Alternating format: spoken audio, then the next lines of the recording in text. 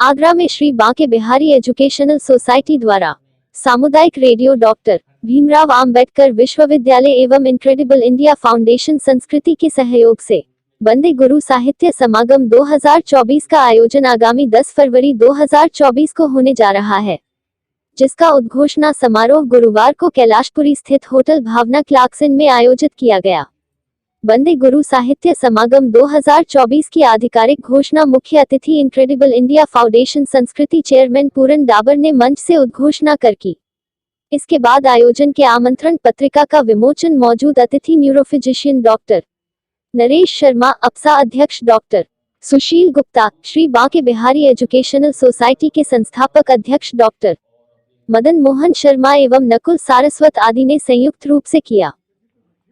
India foundation और Banke Bihari society और Agra doctor Ambedkar Bhimrao विश्वविद्यालय का जो सामुदायिक रेडियो है, उसके संयुक्त तत्वाधान में 10 फरवरी को दोपहर 2 बजे से एक हिंदी समागम होने जा रहा है, जिसमें हिंदी के गुरुओं को सम्मानित भी किया जाएगा और भारत की जो भाषा है, कहीं ना कहीं आज जो इसमें हीन भावना भर दी गई है, उस हीन भावना से सबको निकल कर के आना है। कोई भी देश कभी भी किसी दूसरे की भाषा में विकसित हो नहीं सकता।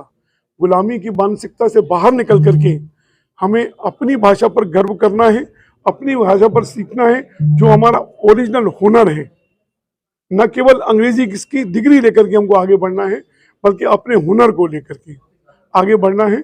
और आपकी शिक्षा जो है, हमारी शिक्षा हमारे कार्य को व्यवस्थित करने के लिए है, न केवल एक अंग्रेजी जानने के लिए, अंग्रेजी पढ़ करके अंग्रेजी जानने के लिए। ऐसे लगातार प्रयास हो रहे हैं कि देश जिस गति से विकास की ओर बढ़ रहा है, विकसित देशों की ओर बढ़ रहा है, हम समझते हैं कि बिना हिंदी के प्रोत्साहित हुए, बिना हिंदी पर गर्व किए हुए हम विकसित नहीं हो सकते। तमाम ऐसी संस्थाएं हैं जो आज भी पढ़े लिखे लोग उन्हीं को समझती हैं जो अंग्रेजी जानते हैं। यही तो ऐसे लोगों के लिए यही बड़ी विडंबना है कि अंग्रेजी भाषा सिर्फ एक संपर्क का साधन होती है, एक बातचीत का साधन होती है, अपनी बात वहां तक पहुंचाने का साधन होती है। भाषा कोई नॉलेज नहीं होती।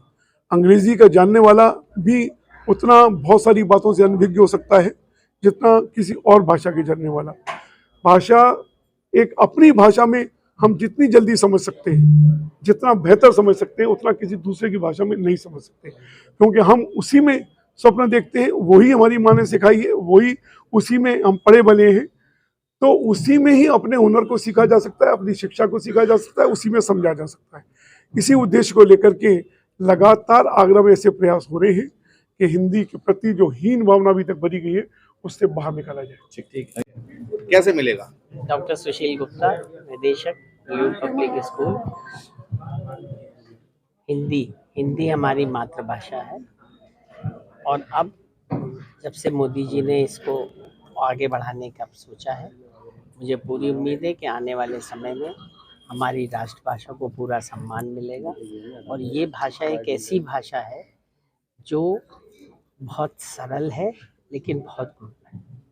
जिस तरह से हम अपने भावनाओं की अभिव्यक्ति अपनी भाषा में कर सकते हैं, क्योंकि पैदा होते ही हमें हिंदी भाषा में ही हमारी माँ, हमारी दादी, हमारे दादा हम लोगों को सिखाते रहे हैं, समझाते रहे हैं। मुझे पूरी उम्मीद है कि इस तरह के जो कार्यक्रम 10 फरवरी को हो रहा है इनक्रेडिबल इंडिया और बांके बिहारी के तत्वाधान में, इस तरह से हिंदी की भाषा को बहुत प्रबल मिलेगा और आने वाला समय वो दूर नहीं है जो हमारी ही भाषा पूरे संसार में बोली जाएगी। शिक्षण संस्थानों का दायित्व होता है। जहाँ तक शिक्षण संस्थानों का सवाल है, शिक्षण संस्थान ऑलरेडी हिंदी में वो एक मीडियम जरूर हो गया है, लेकिन उसके साथ साथ अब सब कार्य हिंदी में होने लग गए हैं। हिंदी को ही हम ज़्यादा प्रोत्साहन दे रहे हैं और बच्चों को हिंदी भाषा के जितने भी आते हैं उन सब उनमें आगे बढ़ने के लिए उनको प्रोत्साहित कर रहे हैं। ठीक, थैंक यू।